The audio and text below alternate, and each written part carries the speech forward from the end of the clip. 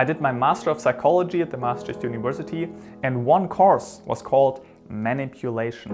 And I would just share some key insights with you that might be interesting for you, so stay tuned.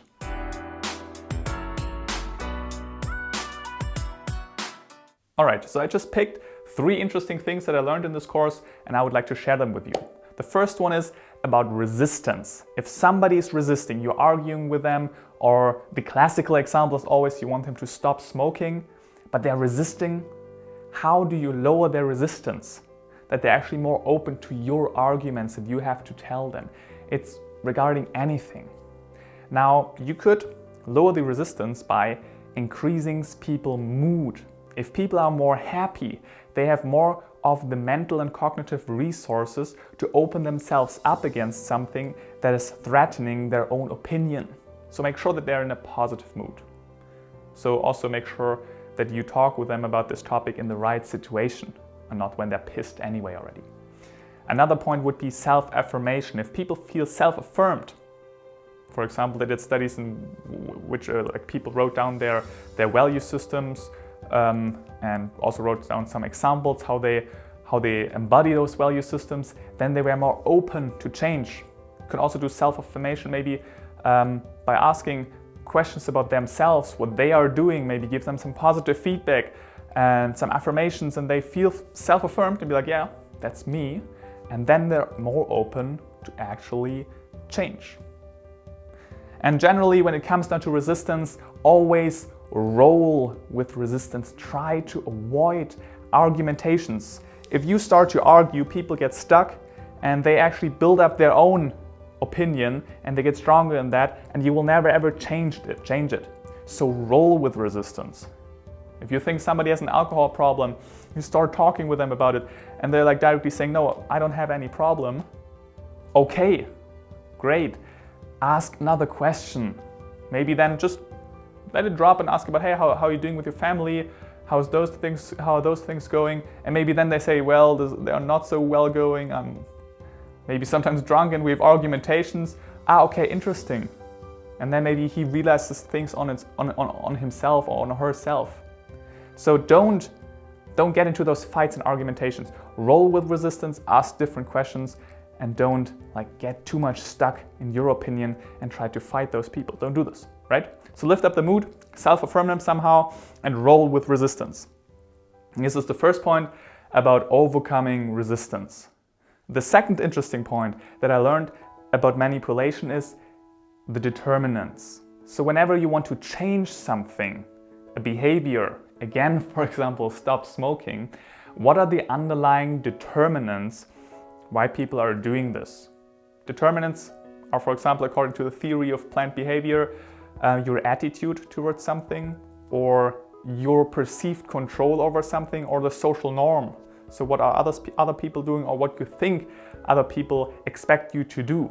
Those are determinants leading to your specific intention to do something and then to the behavior. So if you want to change somebody's behavior, you have to change their beliefs first. Those 3 aspects here, for example, they are beliefs. And you have to figure out which one is most crucial here. What are they lacking right here? Maybe they don't have the attitude, they don't think it's important to change. Maybe they want to change, but they can't because they don't have the perceived control. And by knowing this, then you can tackle those specific beliefs. A classical example of failure are those fear-appealing pictures on cigarette packages. They work for people who never smoked before, but for smokers, it's not working. It's actually sometimes even counterproductive. Because this is basically also tackling the attitude, trying to tackle, but in a very nasty way, telling them, hey, you will die. Of course, people will resist then more. But what people are lacking the most when it comes down to stop smoking, research has shown this, is perceived control. A lot of people want to stop, but they don't feel like they can do it. So you should maybe more write something on the cigarette package such as, 20% of the people who heavily smoked already stopped. This shows them, oh, it's possible, maybe I can do this too. But by now, there are no really intervention that's really tackling the perceived control, which is most important here. So figure out the determinants. If it's about any sort of behavior, ask, like, what is missing here? Maybe, I mean, you will quickly figure this out. Maybe it's their attitude, they just don't want to because they think it's stupid. Maybe they bring arguments such as, well, but everybody is doing it. This is the social norm. Maybe they just say, well, it's fine, but I can't do this anyway.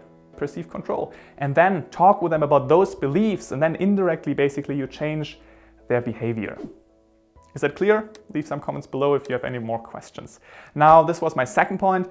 The third point would be nudging. Interesting point, that's why I picked it here. What is nudging? Nudging is a way of influencing people's choice without limiting their choice set. You don't take any alternatives away, and you're not making the alternatives costlier in terms of money, time, or any social sanctions. So an example would be this one here. People pee on the fly and they don't leave the toilet so dirty. It's working. You nudge people towards doing that. Another one would be this one. This subscription button is not taking any alternatives away or making anything more costlier if you don't subscribe. No. Just letting this pop up though, people are more likely to subscribe to this YouTube channel. I nudged you right here. You have seen this probably before, but this is a nudge. Another nudge would be this one. You don't make any alternative more costlier.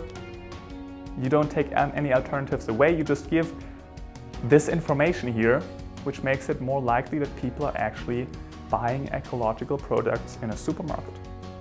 Or maybe you have realized this in a supermarket.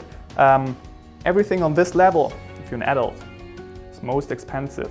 You can buy the same product often below, but you have to bend down for it and it's cheaper. But you get nudged by this because this is very much available and it's not very much more far away, but your attention is more in this direction and you get nudged into buying this product and it's more expensive. The supermarket makes more money. This is a nudge. So you change the choice architecture somehow, how those alternatives are presented, and then you're more likely to do something, specifically in any aspect. And the nudge is on a behavioral level, not on an attitudinal level, right? You're just more likely then to, for example, to pee in this direction, but this has nothing to do with any attitudinal change. Or even with the social norm, it's more like, yeah, okay, then let's do it, but your attitude itself probably didn't really change. But you could use the nudge to change somebody's behavior. So those are the 3 points: how to overcome resistance, think about the determinants and the indirect beliefs, and about nudges. Was it interesting to you? Please let me know. I really want to have your feedback and see what you like, what is interesting to you, where should I go more into depth, what other videos I should shoot more.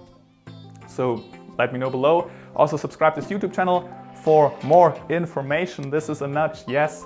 And I will see you in the next one. Bye.